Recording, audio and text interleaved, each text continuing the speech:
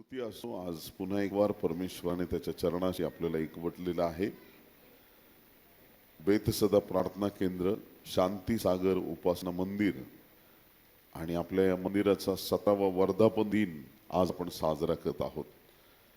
आणि त्या निमित्त जी प्रार्थना सभा गेले 3 दिवस आपण त्यामध्ये सहभागी झालेलो आहोत आणि निश्चित देवबापाने आपली भेट घेतलेली आहे. 17 वर्ष देवाच्या उपस्थितीत अनुग्रहात आपल्या या मंडळीचा, या मंदिराचा प्रभूने सांभाळ केला आहे. आणि प्रभूचे सन्माननीय सेवक रेव्हरंट अशोक लोंढे पाळक साहेबांचे मी मनापासून आभार मानतो. त्याचप्रकारे पास्टर जालिंदर आवळे, पास्टर आकाश लोंढे, इतर देवाचे सन्माननीय सेवकगण या ठिकाणी आहेत. सगळ्यांबद्दल मी देवाचे मनापासून आभार मानतो.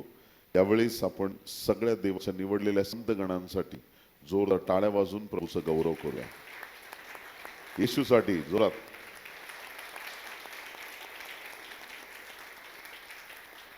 हालेलुया. प्रभूची स्तुती असो.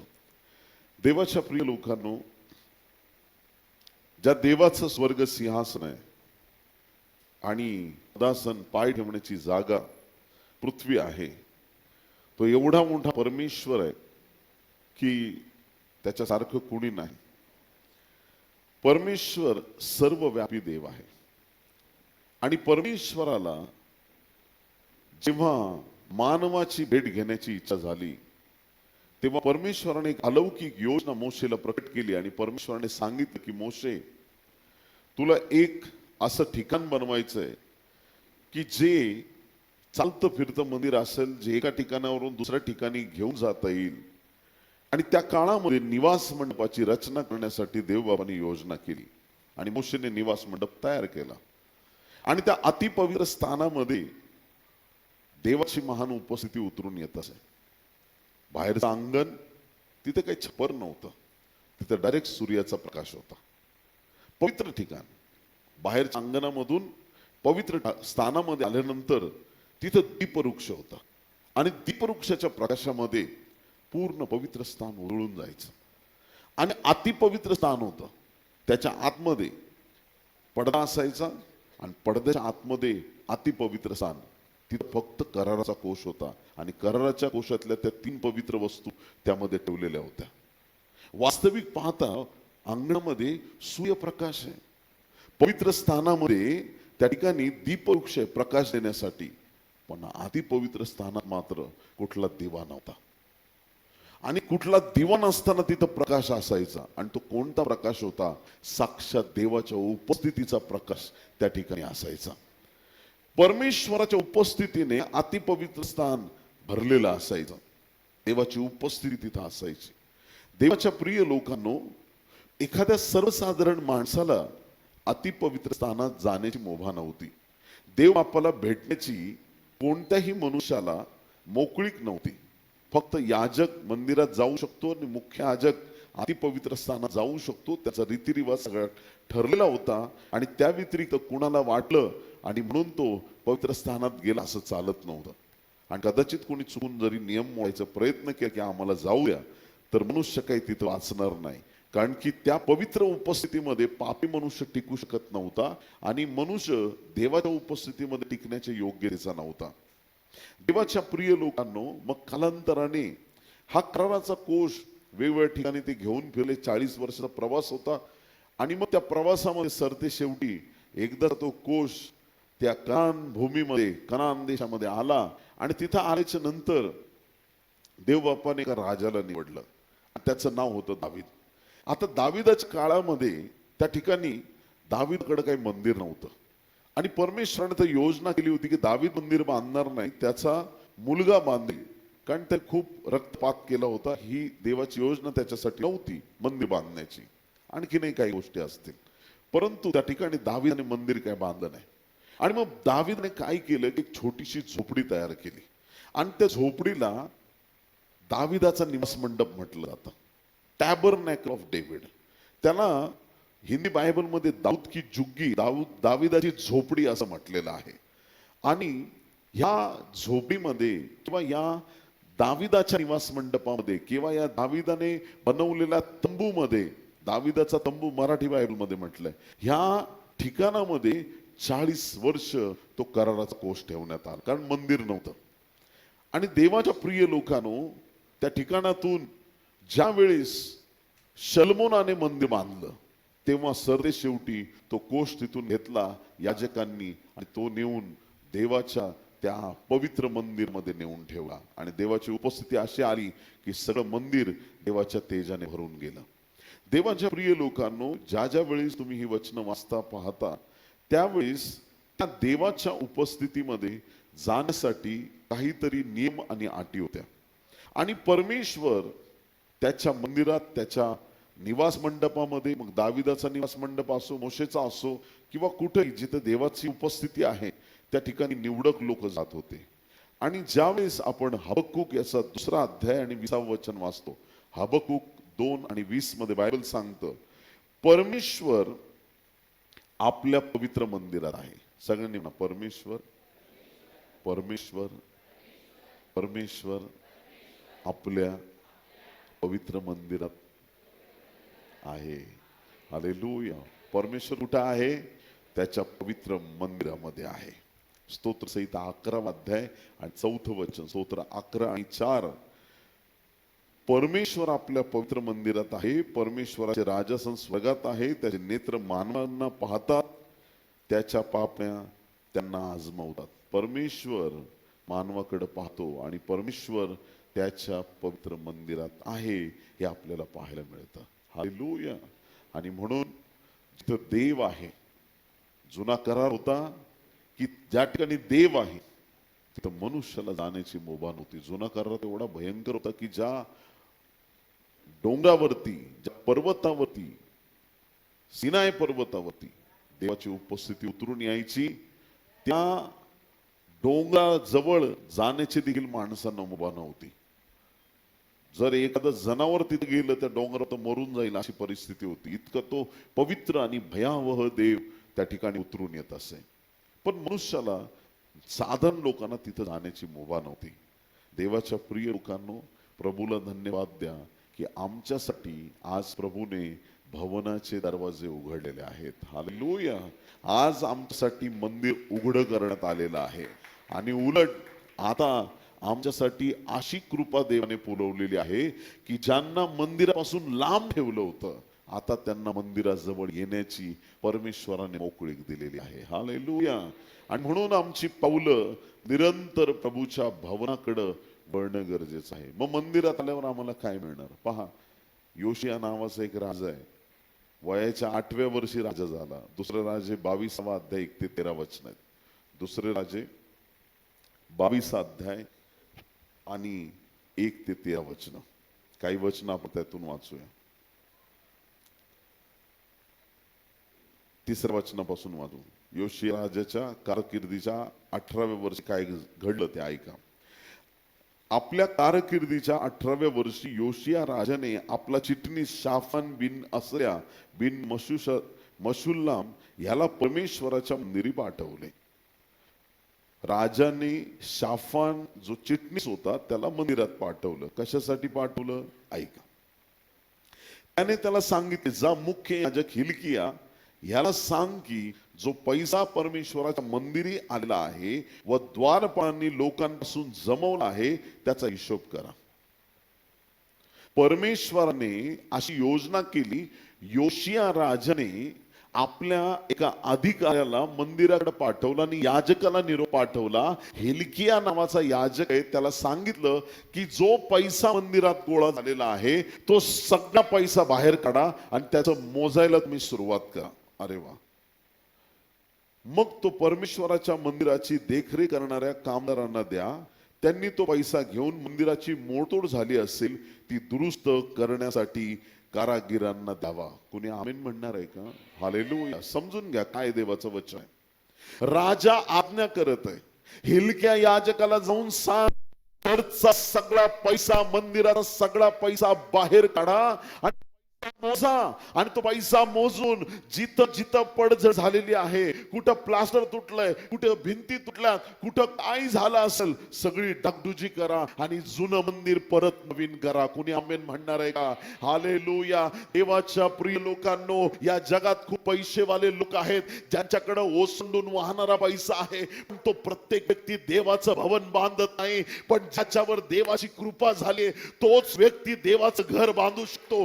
ज्याच्याबद्दल देवाची योजना आहे त्या व्यक्ती खेरीज कोणीही देवाचं भवन उभं करू शकत नाही. कोणीही देवाच्या राज्यासाठी हातभार लावू शकत नाही. जे देवाच्या योजनेतले लोक आहेत, देव त्यांचा उपयोग करतो. अख्ख्या मंदिरात जेवढा पैसा आहे, जेवढा आजपर्यंत जमा झालाय, तो सगळा बाहेर काढा, सगळा मोजा आणि चर्चचं काम सुरू करा. मंदिराची डागडुजी करा. मंदिर जिथं पडझड झालीये, अख्ख्या मंदिराला रिन्युएट करा. जे जुनं आहे ते झाकलं जाऊ द्या आणि त्याला आता नवीन बनवून टाका. पूर्ण मंदिर नवीन करून टाका. कोणी आमेन म्हणणार आहे का? हालेलुया. देवाच्या प्रिय लोकांनो, काय घडलं? एक अद्भुत गोष्ट घडली. मग तो परमेश्वराच्या मंदिराची देखरेख करणाऱ्या कामदारांना द्या.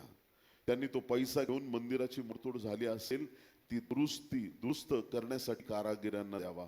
सुतार, बांधकाम करणारे व गवंडी यांना तो द्यावा. तसेच मंदिराची दुरुस्ती करण्यासाठी इमारती, लाकूड व घडीव चिरे विकत घ्यावेत. ज्यांच्या हाती तो पैका दिला होता त्यांच्याकडे कोणी हिशोब मागितला नाही, कारण ते आपले काम सचोटीने करत. हालेलुया. Praise the Lord. बोल येशू मसीह की. बऱ्याच चर्चमध्ये वादविवाद आणि भांडणं असतात आणि ते का असतात माहिती का? चर्चचा पैसा गेला कुठं, मंडळीचे पैसे कुठे, कुणी तो पैसा कुठं ठेवला. एक टाइम असा होता की त्या लोकांकडे येशूचं रक्त नव्हतं. एक टाइम असा होता की त्यांच्याकडे नवा करार नव्हता. एक टाइम असा होता की त्यांना पवित्र आत्मा पूर्ण रीतीने देण्यात आला नव्हता. तरी पण त्यांचा एवढा भरोसा होता की त्यांच्यातला कुणी हिशोब मागत नव्हता. जिथं काम देवाच्या सामर्थ्याने चाललंय, जिथं देवाचं काम चाललंय, तिथं आम्ही कोणत्याही प्रकारची शंका घेता काम नये. आम्ही देवाला दिलं, आमचं काम संपलं, तिथून पुढचं काम परमेश्वर बघून घेईल. कोणी आमेन म्हणणार आहे का? अभिषिक्तांवरती कधीही हिशोब मागू नका. चर्चच्या कोणत्याच पालकाला विचारू नका तुम्हाला दान मिळालं, तुम्ही त्याचं काय केलं. त्याचे अकाउंटेबल तुम्ही नाही, ते मोजणारे तुम्ही नाही. परमेश्वर सगळ्या गोष्टी जाणून देणार आहे. परमेश्वर सगळ्या गोष्टी करणार आहे. आणि ज्यांनी चर्चमध्ये अशा प्रकारचे वादविवाद निर्माण केले, ज्यांनी पैशावरती नजर लावली, यहुदाचं काय झालं तुम्हाला माहित पाहिजे. तो काळ असा होता की त्यातल्या एकाही व्यक्तीने विचारलं नाही की किती पैसा आला, कुठं खर्च केला आणि काय झालं. किती विश्वास त्या काळात लोकांनी दाखवलाय. आणि हे सगळं होत असताना काय घडतंय पहा. ज्यांच्या हाती तो पैका दिला होता त्यांच्याकडे कोणी हिशोब मागितला नाही, कारण ते आपले काम सचोटीने करत. मुख्य याजक हिलकिया याने शाफान चिटणीस याला सांगितले, आता काहीतरी वेगळं घडलंय.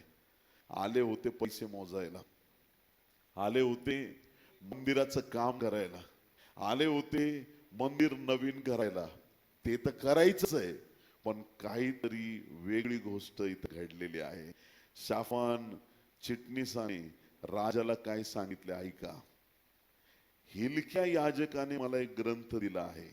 शाफानाने, माफ करा, 8वं वचन. मुख्य याजक हिलकिया याने शाफान चिटणीस याला सांगितले की परमेश्वराच्या मंदिरात मला नियमशास्त्राचा ग्रंथ सापडला आहे. आमेन म्हणणार. हालेलुया. मंदिरात कुठेतरी तिजोरी असेल, सगळ्यांचा पैसा तिथं जमून ठेवला असेल. ती पैशाची पिशवी बाहेर काढ, ती गोणी बाहेर काढ पैशाची, ते दान बाहेर काढ, ते बाहेर काढ. ते करता करता करता करता त्यांना एक क्षण असा आला की त्या मंदिरात त्यांना देवाचा ग्रंथ बायबल सापडला. हालेलुया. Praise the Lord. बोलो येशू मसीह की. तुम्ही इथं कोणत्याही उद्देशाने या, इथं तुम्हाला देवाचं वचन सापडणार आहे. कुणी आमेन म्हणणार आहे का? हालेलुया. आणि मग जसं तुम्ही पुढे वाचत याल तुम्हाला दिसेल की तो ग्रंथ ज्यावेळेस वाचण्यात आला, 10वं वचन. शाफान चिटणीसाने राजाला आणखी असे सांगितले की हिलकिया याजकाने मला एक ग्रंथ दिला आहे. शाफानाने तो राजाला वाचून दाखवला. त्या नियमशास्त्रात त्या ग्रंथातील वचने राजाने ऐकली तेव्हा त्याने आपले वस्त्र फाडले. कोणी आमेन म्हणणार आहे? हालेलुया. देवाचं वचन त्याच्या मनाला असं भिडलं की राजाने त्याचे सगळे त्याचे वस्त्र फाडून टाकले. त्याच्या मनाला ते लागलं वचन. आणि मग पुढं काय होतं पहा. मग त्यांनी हिलकिया याजक, अहिकाम बिन शाफान, अकबोर बिन मिखाया, शाफान चिटणीस व राजसेवक आसया यांना आज्ञा केली की हा जो ग्रंथ सापडला आहे त्यातील मजकुरा संबंधाने तुम्ही जाऊन माझ्यातर्फे, प्रजेच्या तर्फे व सर्व यहुदाच्या तर्फे परमेश्वराला प्रश्न करा. आमच्या वाडवडिलांनी या ग्रंथातील वचने ऐकली नाहीत व आमच्यासाठी जे ह्यात लिहिले आहे ते पाळले नाही, म्हणून परमेश्वराचा आमच्यावर मोठा क्रोध भडकला आहे. आणि पुढे जाऊन हाच ग्रंथ जो मंदिरात सापडला तो ग्रंथ घेऊन सगळ्या लोकांपुढे वाचण्यात आला. राजाने तो ग्रंथ वाचला. हालेलुया. देवाच्या प्रिय लोकांनो, ज्यावेळेस तुम्ही चर्चचं बांधकाम करता, ऐकताय तुम्ही चर्च, आणि ते बांधकाम होत असताना फक्त हातांनी बांधलेली इमारत बांधली जाणार नाही.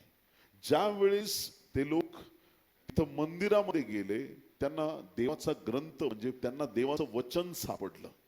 ज्या वेळेस तुम्ही देवाच्या राज्यात येता आणि सखोल एखादी गोष्ट शोधण्याचा प्रयत्न करता आणि सरते शेवटी जेव्हा तुम्हाला वचन सापडतं, ते संपत्ती शोधत होते, ते भांडारातला पैसा शोधत होते, ते शोधता शोधता वचनापर्यंत पोहोचले.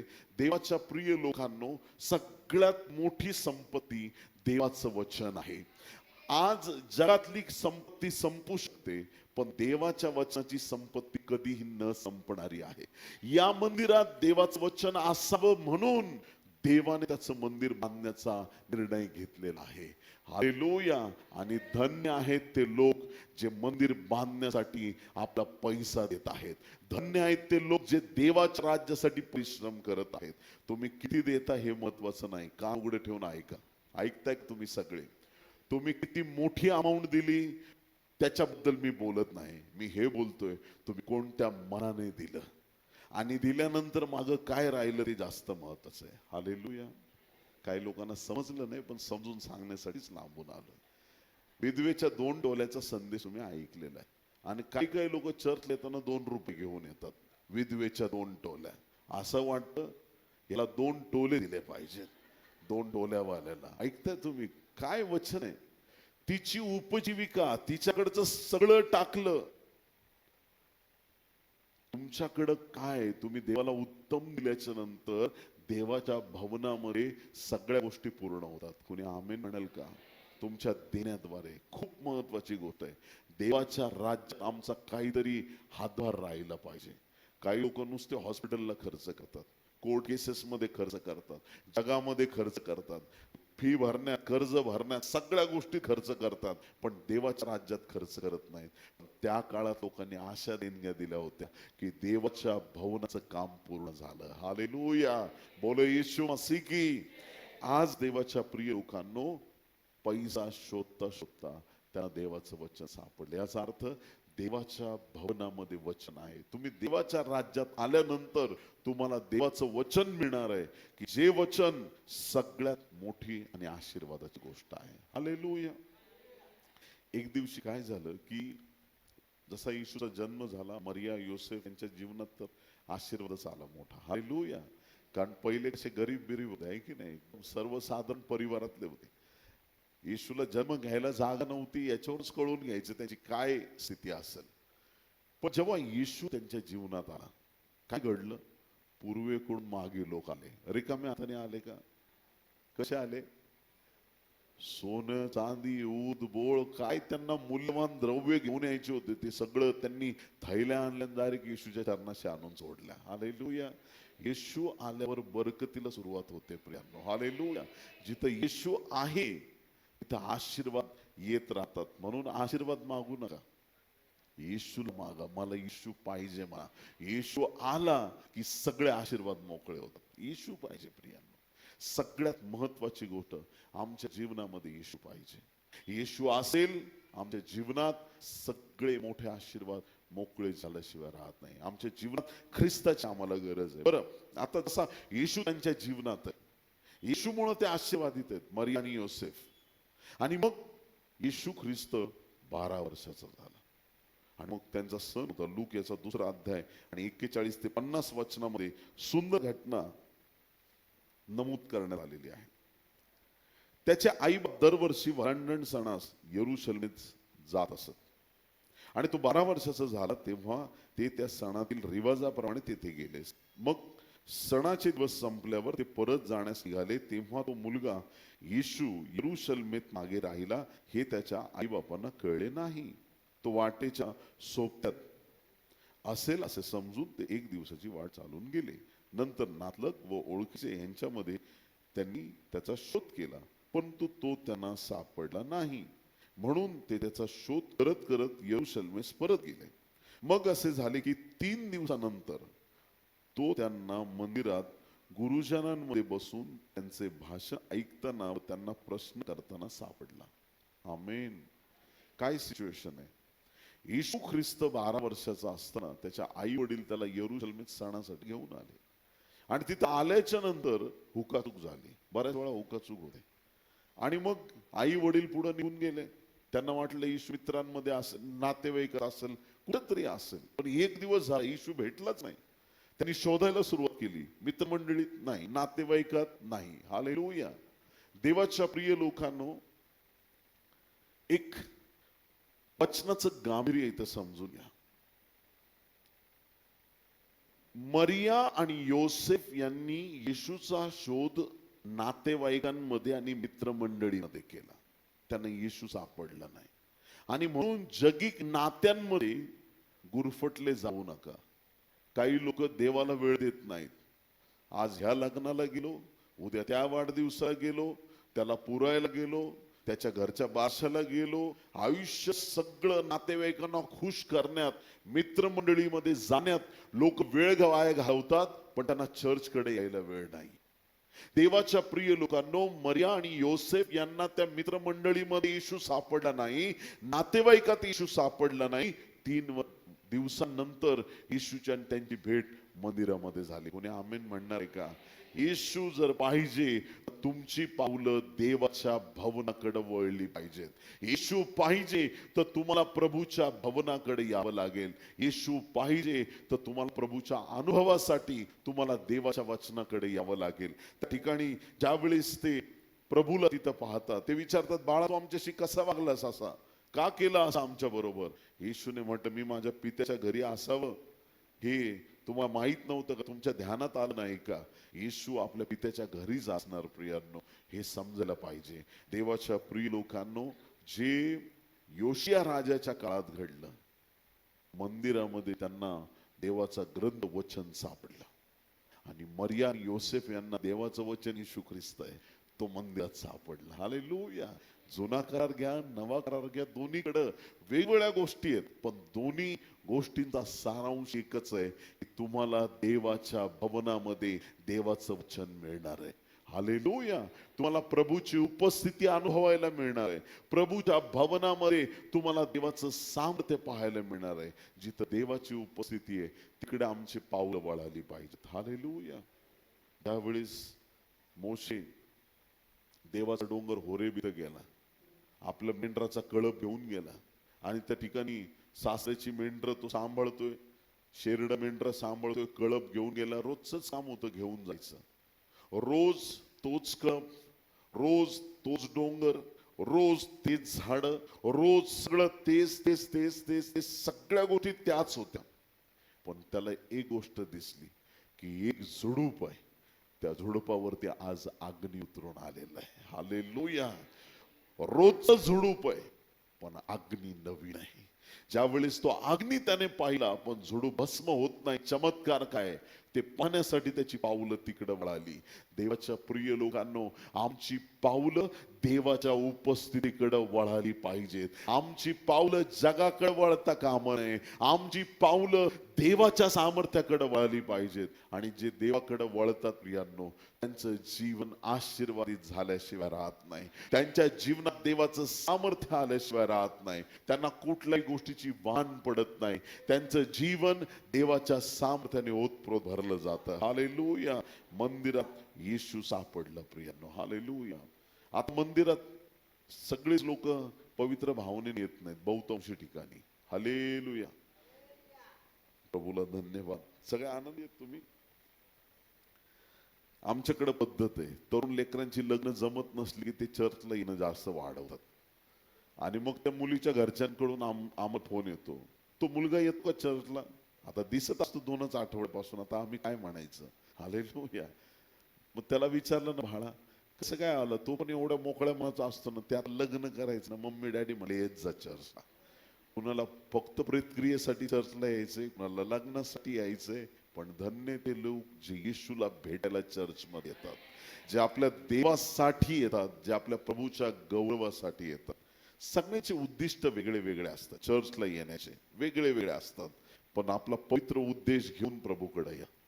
देवाच्या प्रिय लोकांनो, 2000 वर्षापूर्वी योहाना 8 अध्याय 1 ते 4 वचनच वाचूया आपण. काय घडलं पहा. पण येशू जैतुनाच्या डोंगराकडे गेला. येशू वारंवार जैतुनाच्या डोंगराकडे जायचा, रात्र तिथे प्रार्थना करायचा एकांतामध्ये. बरं, प्रार्थना झाली आणि मग दुसरं वचन, नंतर पहाटेस तो पुन्हा मंदिरात आला. कुठं आला? मंदिरामध्ये आला. रात्रभर प्रार्थना केली आणि मग नंतर तो पहाट झाली आणि तो मंदिराकडे आला. आणि मंदिराकडे आला तेव्हा सर्व लोक त्याच्याकडे आले. कोण आले? येशू मंदिरात आलं, कोण आले? म्हणा, सर्व लोक. सर्व लोक. येशू मंदिराकडे आला, लोक घरी बसले नाहीत. सर्व लोक, त्यांना कळालं की येशू मंदिराकडे आला, सर्व लोक त्याच्याकडे आले आणि तो बसून त्यांना शिकवू लागला. देवाच्या प्रिय लोकांनो, येशू मंदिराकडे आला. जे सगळे सर्वसाधारण लोक आहेत, ज्यांना येशूकडून वचन ऐकायला आवडायचं, ज्यांना प्रभूवरती प्रेम होतं, ते सगळे लोक जे होते ते येशूकडे वचन ऐकण्यासाठी आले आणि प्रभू त्यांना वचन शिकवू लागला. किती आशीर्वादी क्षण आहे. तिसरं वचन, त्यावेळी व्याभिचार करत असताना धरलेल्या एका स्त्रीला शास्त्री व पुरुषी यांनी त्याच्याकडे आणले व तिला उभे करून ते त्याला म्हणाले, गुरुजी, ही स्त्री व्याभिचार करत असताना धरण्यात आली. आता समजा, येशू ख्रिस्त मंदिरामध्ये आला. तो आला, सर्व लोक त्याच्याकडे आले. जे घरात असतील त्याचे लोक जे असतील, वचन ऐकणारे, ते सगळे लोक आले. पहिले शास्त्री पुरुष पण आले आणि नंतर तिथं आणखीन एक व्याभिचारी स्त्री आहे, तिला ते घेऊन आले होते. लोकांचे 3 स्तर पाहायला मिळतात. एक स्तर असा आहे की जे सर्वसाधारण प्रभूवर प्रेम करणारे लोक आहेत, ते तिथं आले. एक स्तर असा आहे की जे फक्त दोष काढणारे लोक आहेत, ते शास्त्री पुरुषी, ज्यांच्या मनात आज एक कपट योजना आहे, ते पण तिथं आले.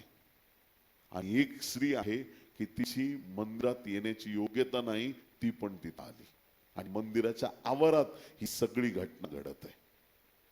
त्या मंदिराच्या दिशेने, येशूच्या दिशेने चांगले लोक आले, वाईट लोक आले, आणि जी एकदम सगळ्यात पापी स्त्री आहे ती पण तिथं आली. चांगल्या लोकांनी वचन ऐकलं, प्रभूला धन्यवाद. पण आता शास्त्री पुरुष तिथं आहेत, व्याभिचारी स्त्री पण तिथं आहे. आणि त्या परिस्थितीमध्ये ते येशूला प्रश्न विचारत आहेत, येशूला आता ट्रॅप करण्याच्या तयारीत आहेत, येशूला शब्दात अडकवण्याच्या ते तयारीत आहेत. काय म्हणतो बघूया.